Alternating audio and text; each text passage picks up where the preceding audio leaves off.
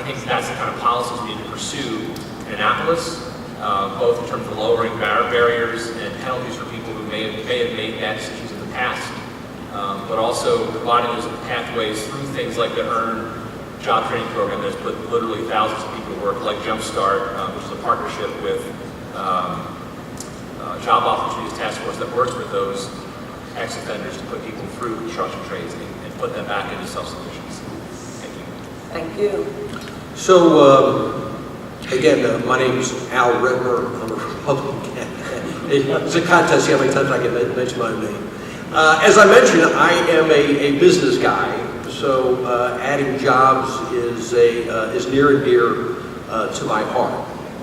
As I talk about adding jobs to Baltimore County, I cannot go without saying how important that crime and education is to that part of the equation. If we don't get our arms around crime, if we do not improve the educational system in Baltimore County, we will never see the jobs that we could see. So that is very important. We'll work collaboratively with the state as they've done a great job on workforce training and apprenticeship programs for those folks that are not destined for college. There's all kinds of tremendous trade opportunities that are out there. They need to be informed about them and introduced to them. Also, if you follow my campaign, you will hear over and over again, we need a plan, a long-term plan. And in Baltimore County, there really has not been one. If you remember BRAC, the base realignment project, where the bases were going to change, and we were going to see thousands and thousands of jobs in Baltimore County because of new opportunities in Aberdeen and so on. Well, they weren't coming. And at the time, I served on the board of directors of the Chesapeake Gateway Chamber of Commerce, and we were frustrated that we didn't see the growth, and we brought the county in, the economic development folks, and we asked, well, what's the plan? And there really was not one. They did a couple of direct mail pieces. They really did not create a plan or execute a plan to target them. So folks will tell you what they're going to do if elected. I'll tell you what I've been doing in the area of jobs. Now, as the Maryland Insurance Commissioner, creating jobs is not my role. We regulate the industry, but it's something that I've been focused on. We're doing a couple of things. Number one, we have added in Maryland over the last 3.5 years over 100 new insurance carriers that are doing business today that were not doing business 3.5 years ago. That's new competition, and it's jobs in the state. Additionally, in communicating with businesses, I find out that in Maryland, there is no degree program for insurance or risk management. I didn't know that, even though I've been in the business my entire adult life. We put together a plan, started knocking on doors. Beginning next year at the University of Baltimore, for the first time in the state, we're going to have an insurance risk management degree that will help create jobs in the state of Maryland. Also, in the insurance industry, we have an aging workforce like others. We have a specific work group together. We all have introduced it to high schools where we're trying to encourage young people to look at the insurance industry as an option. And then finally, if you look at insurance agencies around the state, I used to own one, and a lot of them look exactly like me. But if you look at the demographics of folks that are purchasing insurance, they all don't look like me. So we have a significant shortage of minorities in the insurance industry. So we have put together a work group where we are developing a plan. We're working with existing minority owners of agencies, trying to identify what challenges they may have in growing their business as opposed to others, trying to address that, and I've been given the vote. Thank you. Thank you. I have served on the Baltimore County Council almost 8 years now. And I have a really good idea of what Baltimore County does well and what we can do better. And investors investing in our county is what we need. Our economic development department has not been as forward-thinking as I would like them to be. We don't seem to go after big business, and sometimes we don't take as good a care of our small businesses as we can.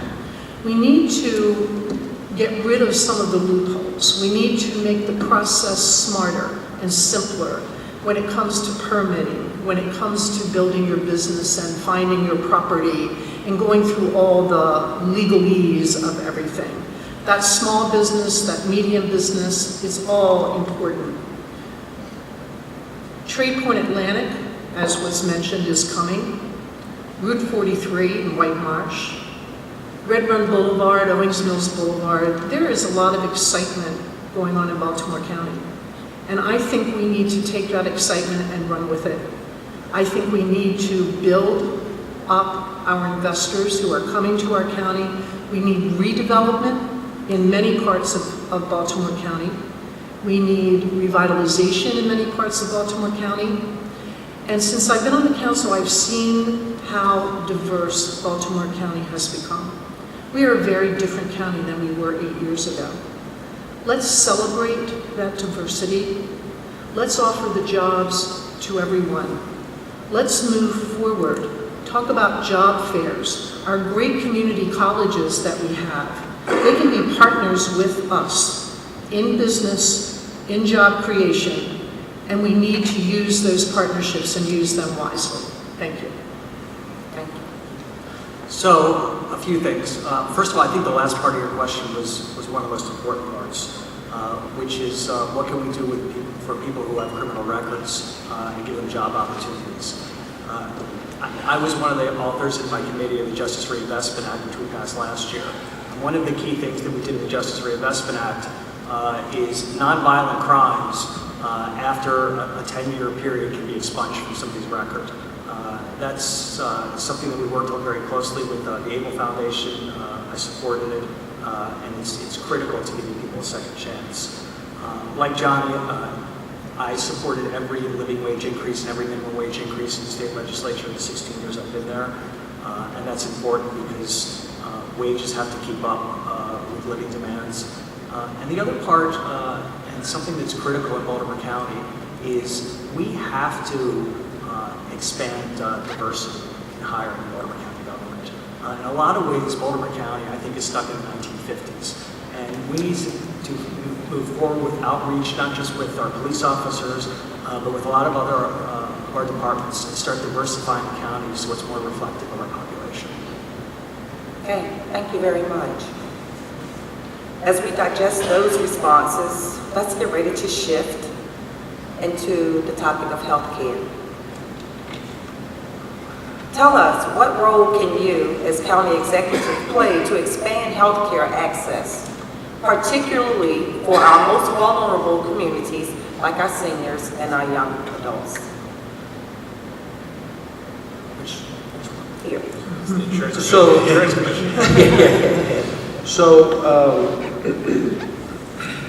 I think the key there is the Department of Health. Obviously, is the point for healthcare in Baltimore County, and all of us at different levels of government have to do a better job of communication, education, and outreach. As Insurance Commissioner, I sit on the board of directors of the Maryland Health Benefit Exchange. That's the organization that is responsible for the Affordable Care Act enrollment, both in the commercial piece and in Medicaid. They do a terrific job of working collaboratively with the county departments around the state, as well as the navigators that are out there and the commercial insurance brokers that are out there. They have done a terrific job of penetrating the marketplace and reducing the level of uninsured to an all-time low, really. I mean, they've done a fabulous job. The problem is on the commercial marketplace, the pricing has been challenging. Fortunately, the legislature just recently addressed that and hopefully will move the needle a little bit.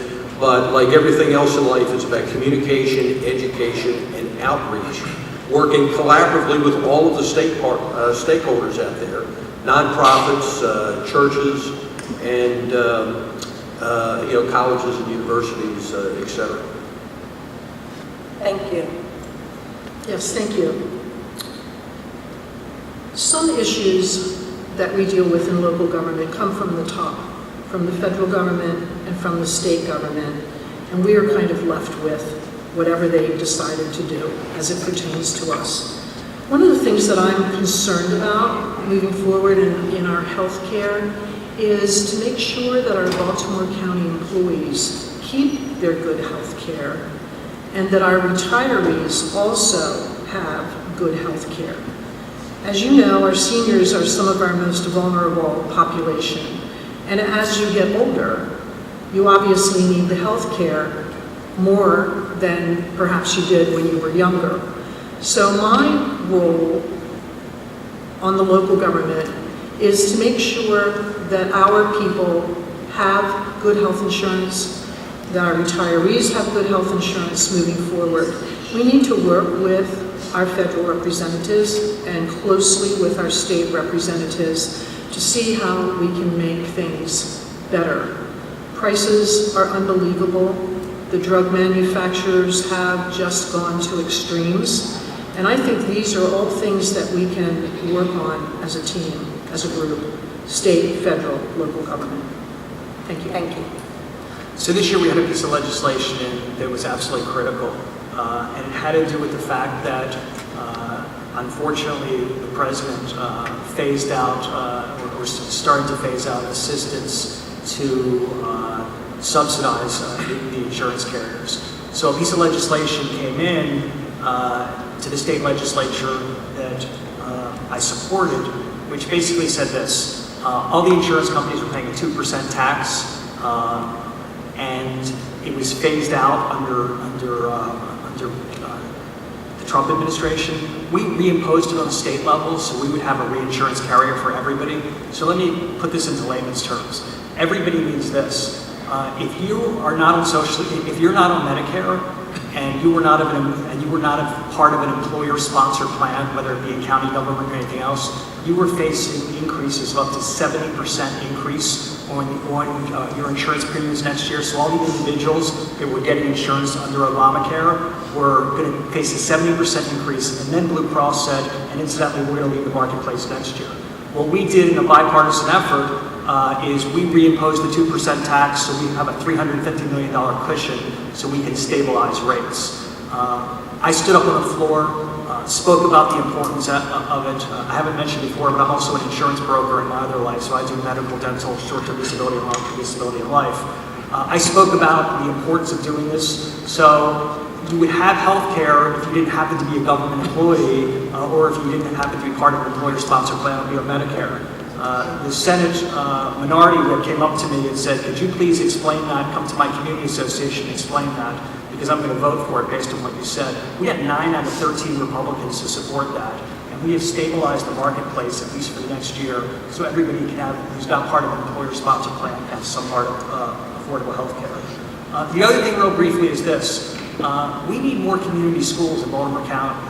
And community schools are schools that have wraparound services. They're doing a pilot program in Lansdowne, and I know they have some on the west side, but we need to do more. And one of the importances of community schools is that you're drawing parents in with different things, so they can communicate more with teachers and work on their kids' progress. One of the things we should be drawing them in on, and I'm going to commit county resources on, is preventive health care. Okay? We can have PAs, physicians and assistants. We can have information on prescription drugs and where to get them and the availability of them, and low-cost prescription drugs in that area. And we should be doing that by incorporating that more in our school system. Thank you. Thank you. Healthcare is a huge issue for many of our residents. Obviously, locally, there are a couple of things that I think a county executive can do. and I believe that healthcare is a fundamental right. It shouldn't be a privilege for select few. So, as county executive, I will continue to invest in our employees and make sure that they retain the healthcare coverage that they've come to expect over the years. I will, as part of my comprehensive plan for education, include wraparound services such as healthcare in our school system, so that it's healthcare, it's English language learning, it's job training, it's the holistic approach that addresses the needs of the whole child and the whole family. Also, as executive, I'll stand up to this harmful and hateful agenda of the Trump administration. I'll partner with leaders like Senator Shirley Nathan Pulliam, the state legislature, and our congressional delegation leaders that we're pushing back against these efforts to harm our residents. I guess I'd also note that affordable health care goes beyond just a standalone issue. It's not just health care. Affording health care, because it's expensive, and having access is certainly one important piece to it. But having access to it and being able to afford it is a different issue. So that's why I support raising the minimum wage, so that people can actually afford the health care coverages that are available to them. And while I applaud the senator for his support and past votes, the truth of the matter is he had a chance to sponsor the $15 minimum wage increase this past session, and he didn't. He said at our first debate that he did not support a $15 minimum wage increase. And I'm proud to be the only candidate who is vocally in support of raising the wage statewide. More than wages, though, we have to recognize that benefits matter. And even as I was leading the charge on earned paid sick leave so that families didn't have to choose between themselves and their jobs, the senator was leading the charge against it. And when we both had a chance to vote to expand Medicaid to our most vulnerable Marylanders across this state, our poorest Baltimore County residents, our poorest Marylanders, I was proud to cast a vote to expand coverage to 100,000 residents while he opposed it. Healthcare is a comprehensive, difficult subject that requires collaboration and thoughtfulness, but also recognizing that, just like all of our problems in Baltimore County, we will not address those looking at them as individual silos. Thank you very much. I'd like to shift for a little while and go over to some of our questions that's coming from the audience, take a few of those, and then I'll move back into some of the formalized questions. One question is, where do you stand on the Baltimore County Home Act? If not the Home Act, how would you support housing in Baltimore County? There's another question regarding housing and also the rental to cap off rent increases for people who are vulnerable. Cap off what? Say it again, rent increases. There's no regulations on rent increases. To cap? Yes. Those were the two questions coming from audiences arouse housing in the home in Baltimore County. So I would now come back to you. Okay, thank you. This is a very emotional issue for many people. And in Baltimore County, we have so many issues in our neighborhoods with rental properties that are not being taken care of properly, and it's mostly because of management who has said, we'll rent to anybody, and that's fine, but they don't follow up with making sure that the rental properties are keeping up with the rest of the neighborhood, and that we have clean neighborhoods, that we have neighborhoods that anybody would want to live in. We need to spread out the poverty in our Baltimore County. We can't just keep it in one place or another place. It has to be spread out across Baltimore County. And I think working with social services, working with the aging department, that we can come up with some solutions on the housing issue. We have some great neighborhoods in Baltimore County, and I think getting to know our neighbors may sound cliche, but it's such an important part of what a community is all about. And just because someone isn't rich, when I was growing up, we lived in an apartment complex, my mom and I, for 11 years. And there were many, many kinds of people, different kinds of people who came and went, and who were friends and who were not friends, but we all worked it out. And today we don't seem to be able to do that in a cooperative manner. And I think it's a change in attitude and atmosphere in Baltimore County that needs to happen first. Thank you. Thank you. So there's a couple issues there. The first one has to do with rental registration, and that was something that Councilman Gardino started a while back, and I think it's been very successful because it holds landlords accountable. The second thing is the Home Act. I don't support the Home Act, and I don't support it because the Home Act just doesn't have to do with Baltimore County vouchers, it has to do with Baltimore City vouchers also, and I don't think it's fair to ask Baltimore County residents to do business with the Baltimore City Housing Authority.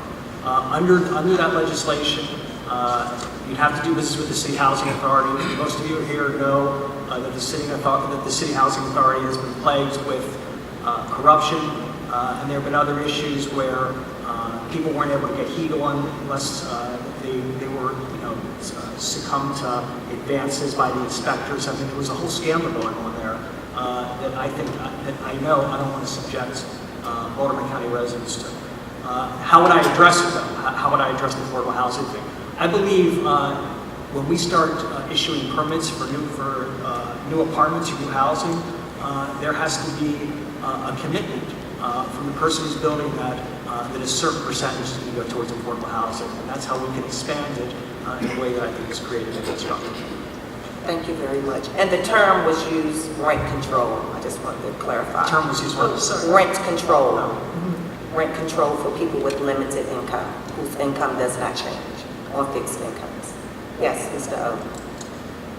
Well, let me be clear. I am the only candidate running for Baltimore County Executive who supports ending housing discrimination in Baltimore County. Discrimination in any form is wrong, and as executive, I will end it. In addition to my support for the Home Act, I'll be thoughtful about incentives and requirements as we build out and as developers seek to build. But the fact of the matter is, unless we fundamentally change the way we've operated here in Baltimore County, we're not going to actually deconsecrate poverty. It requires a holistic, systemic reinvestment in our neighborhoods, to our schools, to our job opportunities, but it also requires having the courage to say discrimination is wrong. And we're not going to allow this to have the same owners, say in Southeast and Southwest Baltimore County, that you can't rent here. You can rent here, but you can't rent in the rest of the county. We're going to end it. It's wrong. It's time for change, and will under an Olszewski administration. As it relates to credits, the other thing I really want to see happen is for our senior citizens who are on fixed incomes. I think it's important that we provide a tax credit so that their property taxes stay in place as they are dealing with incomes that are pushing up to the limit. I don't want them to have to be forced to choose between keeping their house or medicine or food. So in addition to ending housing discrimination, I'll also enact a local property tax credit to allow our seniors to age in place in their homes here in Washington. Thank you very much. So like everything else, there needs to be a holistic approach to this, and again, how it interacts with crime, and education, and jobs, etc. The key to, a positive step I think that we need to take as it relates to affordable housing is to try to address it. I don't know that we have. And it's a huge issue. We've got many millennials flooding to Canton and Fells Point, etc. These folks, as they get married, they get a little older, they begin having children. Some of them are going to be looking to come back to Baltimore County, and they need to have affordable options in which to live. So affordable housing is a huge issue. But we've got a system in Baltimore County that makes it very difficult. It's all about economics. It's all about the investment side of building residences. And the days in Baltimore County where you could go and buy hundreds of acres and create large, expansive housing projects, that's gone by the wayside. We don't have those big plots of land anymore. So most of the new development is going to be either redevelopment or it's going to be these smaller infill projects. And the process in Baltimore County is so burdensome and costly that it's not cost effective to do affordable housing in small bites. So I think that one of the things we need to do is to evaluate the entire development process, retain, if not enhance, the aspect for citizen involvement and input, but to appropriately reduce the cost and the burden of building small infill affordable projects so that we can lower the unit cost on these. And then finally, when it does come to rental properties, I agree. There need to be standards, there needs to be expectations. More importantly, there needs to be accountability. I don't believe that we see the accountability today that we should.